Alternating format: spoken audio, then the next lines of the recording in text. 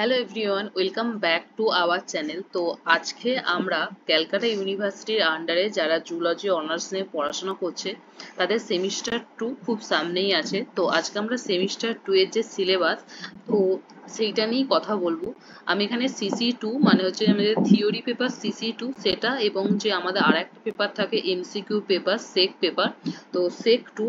তো এই দুটো যে সিলেবাস আমাদের সেমিস্টার 2 তে আছে, যারা জুলজি অনার্স পড়ছো তাদের জন্য যে সিলেবাসটা আছে সেটা নিয়ে আজকে আমরা আলোচনা করব। তো সবার প্রথমে যদি আমরা সেমিস্টার 2 দেখি যে আমাদের কোন সাবজেক্টের উপর মেনলি পড়াশোনা করতে হবে, তো আমাদের কিন্তু এখানে সেমিস্টার 2টা পুরোটাই আছে বায়োকেমিস্ট্রির ওপর। বায়োকেমিস্ট্রি, বায়োলজি আর কেমিস্ট্রি মিশিয়ে হচ্ছে বায়োকেমিস্ট্রি। তো বায়োকেমিস্ট্রির ওপর পুরো পেপারটা আছে। সবার প্রথমে আমরা জানি যে আমাদের পরীক্ষা কত নম্বরের হয়। আমাদের থিওরি এক্সাম হয় হচ্ছে 75 মার্কসের হয়। তো আমরা যদি দেখি যে ইউনিট ওয়ান কিন্তু আমাদের আছে বায়োমলিকুলের মধ্যে কার্বোহাইড্রেট। ওকে, আমাদের কি আছে? কার্বোহাইড্রেট আছে। এবং এখানে দেখো পরিষ্কারভাবে লেখা দেওয়া আছে যে কার্বোহাইড্রেটের মধ্যে স্পেসিফিক আমরা ঠিক কোন কোন জিনিসগুলো পড়বো সেগুলো কিন্তু লিখে দেওয়া আছে। যেমন আমরা কার্বোহাইড্রেটে কি পড়বো? স্ট্রাকচার পড়বো, ক্লাসিফিকেশন পড়বো, প্রপার্টিস অফ মনোস্যাকারাইড পড়বো, অ্যালডোস কিটোস পড়বো, এর মধ্যে ডাইস্যাকারাইড পড়বো, পলিস্যাকারাইড পড়বো, আইসোমার পড়বো, আইসোমেরিজম অফ মনোস্যাকারাইড পড়বো, ডি এবং এল অপটিক্যাল, আর ডি এবং এল যেটা হয় ডেক্সট্রো ল্যাবরেটরি অপটিক্যাল আইসোমার পড়বো, ফিউরানোজ পড়বো, পাইরানোজ পড়বো, রিং ফ্রম ফিউরানোজ। পাইরানোজ হচ্ছে কি গ্লুকোজের রিং ফ্রম, আর ফিউরানোজ হচ্ছে কি ফ্রুক্টোজের রিং ফ্রম। এবং পড়বো হচ্ছে আলফা, বিটা, অ্যানোমার্স পড়বো। অ্যানোমার্স আর এপিমার্স কিন্তু খুব ইম্পর্টেন্ট, যেটা আমাদের জানতে হয়। 2 নম্বরের কোয়েশ্চেন যে কোনো একটা আসবে, অ্যানোমার্স নাহলে এপিমার্স, ঠিক আছে? তো এরপর যে আমাদের আছে, এরপর আমরা এই রিডিউসিং আর নন রিডিউসিং সুগার আছে, এবং আছে এদের যে ইম্পর্টেন্স সেইগুলো হচ্ছে আমাদের পড়তে হবে। এবং ইউনিট 2 একইভাবে, ইউনিট 2 আসার আগে আমি বলি যে ইউনিট 1 যখন আমরা পড়বো না কার্বোহাইড্রেট, যখন আমরা পড়বো তার সাথে সাথে একইভাবে আমাদের ইউনিট 5 কার্বোহাইড্রেটের মেটাবলিজম পড়ে নেওয়া দরকার। প্রথম পড়বো কার্বোহাইড্রেট, এবং ইউনিট 5 এ তার সাথে সাথে একসাথে পড়ে নেবো কার্বোহাইড্রেট মেটাবলিজম। এটা একই জিনিস, যেহেতু কার্বোহাইড্রেটের সাথেই যুক্ত, তাই এটাকে আগে নয়, প্রথমে কার্বোহাইড্রেট পড়বো, তারপরে ইউনিট 5 আমরা কার্বোহাইড্রেট মেটাবলিজম পড়ে নেবো। এবং যদি আমরা কার্বোহাইড্রেট মেটাবলিজমটাকে একটু লক্ষ্য করি, তো এর মধ্যেও আমরা কি করে এনার্জি পাচ্ছি, সেই যে বিভিন্ন পাথওয়ে আর সাইকেল গুলো আছে সেইগুলোই মেনলি দেয়া আছে। যেমন সবার প্রথমে আছে glycolysis, citric acid cycle, pentose আছে, পেন্টোজ ফসফেট পাথওয়ে PPP। এবং তারপরে আমাদের যে গ্লুকোনিওজেনেসিস, যেটা করতে থাকে প্রথম দেখাতে হবে ল্যাকটেট থেকে, আর হচ্ছে গ্লিসারেট থেকে। এবং এরপর আছে আমাদের গ্লাইকোজেনেসিস, এবং তারপর আছে গ্লাইকোজেনোলাইসিস। কি কি পড়তে হবে? এদের হচ্ছে এনজাইমের নেমগুলো মেনলি পড়তে হবে, যে কোন এনজাইমের জন্য এটা হচ্ছে গ্লাইকোজেনেসিস বা গ্লাইকোজেনোলাইসিস, এবং এদের যে তাৎপর্য সিগনিফিকেন্স যেটা আমরা বলি, তো এটা পড়তে হবে। ঠিক আছে, ইউনিট 1 পড়ার পর আমরা ইউনিট 5 পড়বো, তাহলে আমাদের কি পড়াটা বুঝতে সুবিধা হবে। এরপর আমাদের ইউনিট 2 তে কি আছে? ইউনিট 2 তে আমাদের আছে প্রোটিনস। ঠিক আছে, প্রোটিন আমরা জানি অ্যামাইনো অ্যাসিড। তো প্রোটিনের মধ্যে আমাদের কি কি দিয়েছে? স্ট্রাকচার পড়তে হবে মেনলি প্রোটিনের, ক্লাসিফিকেশন পড়তে হবে, জেনারেল ইলেকট্রোকেমিক্যাল প্রপার্টিজ পড়বো। ঠিক আছে, কেমিক্যাল যে প্রপার্টি গুলো আছে সেই কেমিক্যাল প্রপার্টি গুলো পড়বো, আলফা অ্যামাইনো অ্যাসিড, নন এসেন্সিয়াল অ্যামাইনো অ্যাসিড। মানে পুরো টপিক ওয়াইজ আমাদের বলে দিয়েছে যে আমাদের কতটুকু পড়তে হয়, এর বাইরে পড়ে কোনো কিছু লাভ নেই। যেটুকু আমাদের পড়তে বলেছে, যেটুকু আমাদের সেমিস্টারের জন্য দরকার, সেইটুকুই কিন্তু আমরা পড়বো। আচ্ছা, 3 নম্বর ইউনিট যদি আমরা আসি, তো এখানে আছে লিপিড আছে। ঠিক আছে, লিপিডের মধ্যে কি পড়তে হবে? স্যাচুরেটেড, আনস্যাচুরেটেড ফ্যাটি অ্যাসিড পড়বো, এসেন্সিয়াল আর নন এসেন্সিয়াল ফ্যাটি অ্যাসিড। এবং structure, formation, triglyceride, iodine number পড়বো, এবং স্যাপনিফিকেশন নাম্বার, এইগুলোও কিন্তু 2 মার্কসের নাম্বার দেয়, কোয়েশ্চেন দেয় যে আয়োডিন নাম্বার আর স্যাপনিফিকেশন নাম্বার কি, সেটা 2 মার্কসের কোয়েশ্চেন দেয়। তো আমি একদিন সাজেশন নিয়েও তোমাদের সাথে আলোচনা করবো। লিপিডের এই ইউনিটটা থেকে কিন্তু 4 মার্কস আছে। একইভাবে আমাদের ইউনিট 4 কি দিয়েছে?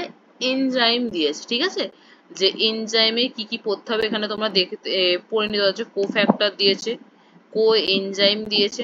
একইভাবে যদি আমি শেষে কি যায়, লক অ্যান্ড কি, যেটা তালা চাবি মডেল আছে, আর দিয়েছে ইনডিউস ফিট মডেল দিয়েছে। ঠিক আছে, আর এনজাইম কিভাবে কাজ করে সেই এনজাইম কাইনেমেটিক্সটা আমাদের পড়তে হবে। এবার আমরা ইউনিট 2 তে যে প্রোটিন পড়লাম, ইউনিট 6 এ আসছি প্রোটিনের মেটাবলিজম। তাহলে আমরা একইভাবে ইউনিট 1 করার পর যেমন ইউনিট 5 টা একসাথে পড়বো, তেমনি ইউনিট 2 পড়ার সময় একইভাবে ইউনিট 6 টা তৈরি করে নেবো, কারণ এরা রিলেটেড, প্রোটিনের সাথে প্রোটিন মেটাবলিজম।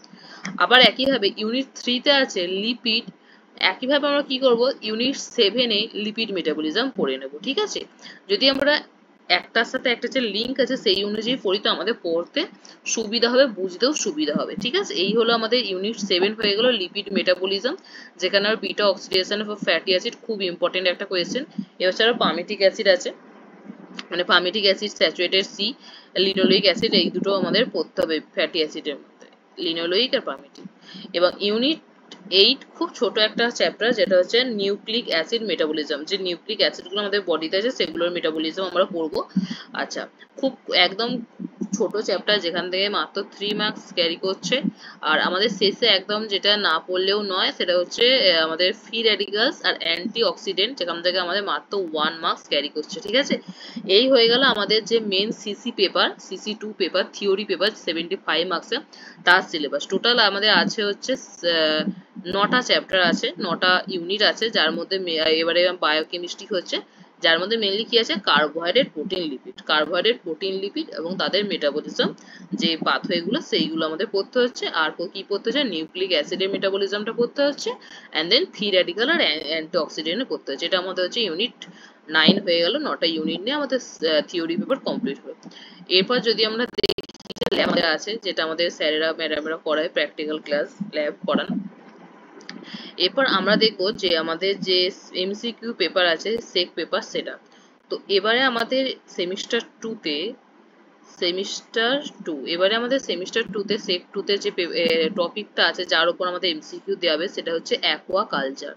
অ্যাকোয়া কালচার মানে যে পুরোটাই হচ্ছে অ্যাকোরিয়াম, যেটা আমরা মাছ চাষ করে অ্যাকোরিয়াম, তার উপর বেসিস করে আমাদের পুরো আছে সেক পেপারটা। এখানেও কিন্তু কত নম্বর পরীক্ষা, এখানেও কিন্তু 75 মার্কসেরই কোয়েশ্চেন হবে, এমসিকিউ দেবে।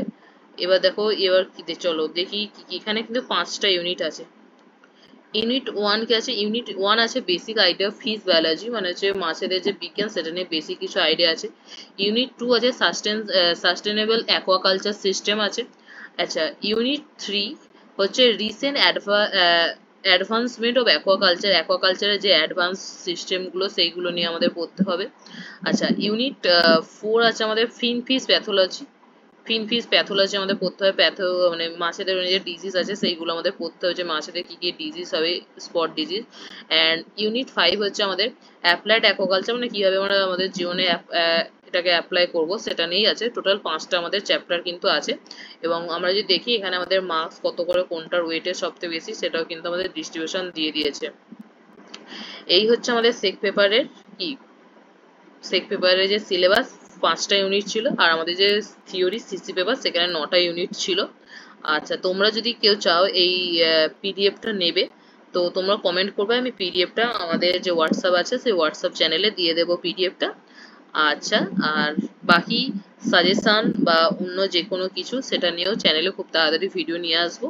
তো আজকের জন্য এতটুকুই। তোমরা সকলে সেমিস্টার 2 এর জন্য খুব ভালোভাবে প্রিপারেশন নাও, আর যে চ্যাপ্টারগুলো খুব ভালো বেশি ওয়েট আছে সেগুলো একটু বেশি করে দেখো, কারণ খুব ভালো একটা সিলেবাস আছে আর অনেক কিছু এখানে ইম্পর্টেন্টও আছে।